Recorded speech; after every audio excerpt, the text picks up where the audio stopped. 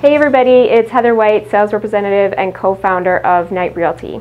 Today we're going to be talking about some tips and common questions when you're purchasing a condo. So the first one is, what is a status certificate? So a status certificate is really a massive document, more than a certificate, of everything that has to do with the condo, when it was built, how it was built, information on the unit itself that you'd be purchasing. All of those things are included in that.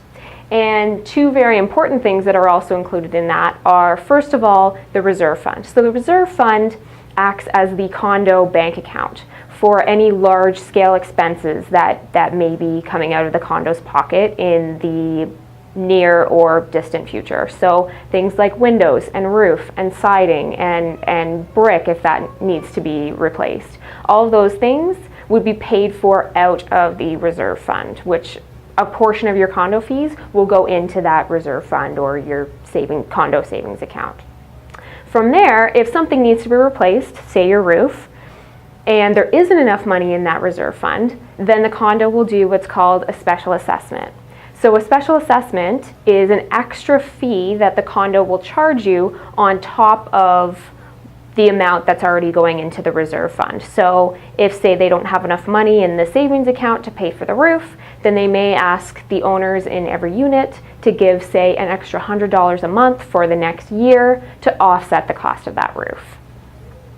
The next thing to think about are there any restrictions on the condo? So things like pets.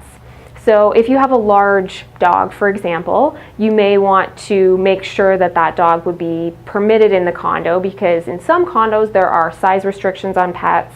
There's also often restrictions on how many pets you can have and the types. So you want to make sure, if you have a pet or if you're considering getting one in the future, that they abide by the condo bylaws as far as pets are concerned.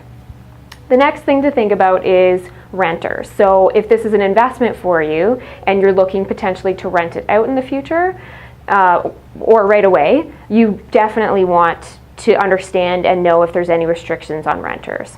So for example, there is a condo building here in Waterloo that has a restriction that states that there can only be one student as a renter in any given unit. So if you wanted to rent it out to 4 students, it's not possible in that building. So it's definitely something to think about if you're going to be using it for an investment either right away or in the future. Next thing to think about that's super important is parking. So first of all, how many spots are included already?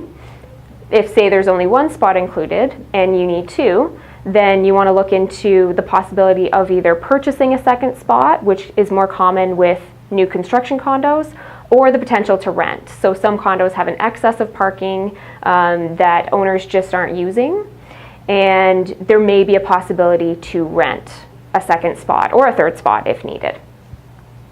The next thing to think about is your actual fees. So what do your fees cover every month? Common items that are included in your fees are building insurance. So that insures the actual building, not the contents of your unit. So you'll still need to get insurance for your actual unit. Things like maintenance of the building, snow removal, maintaining lawns and gardens, all of those things are common to be included in your condo fees. Other things that could be included are some of your utilities. So the most common utility to be included in condo fees is water. Occasionally gas will be included, and more rarely hydro will be included. So if your fees are higher but they include all of those utilities, then that may offset the cost of those fees for you and make it a bit more palatable for you. The last thing to think about is your actual moving day. So when you're moving in, this is more applicable to a high-rise condo. If there's an elevator, you will most likely need to book that elevator. The last thing you want is to get there on your moving day, you start moving things in, and then somebody tells you that you haven't booked it and you're not allowed to move in that day. So nobody wants that to happen. That's all for your tips for condos for today. If you'd like more information, please go to our website at www.knightrealty.ca.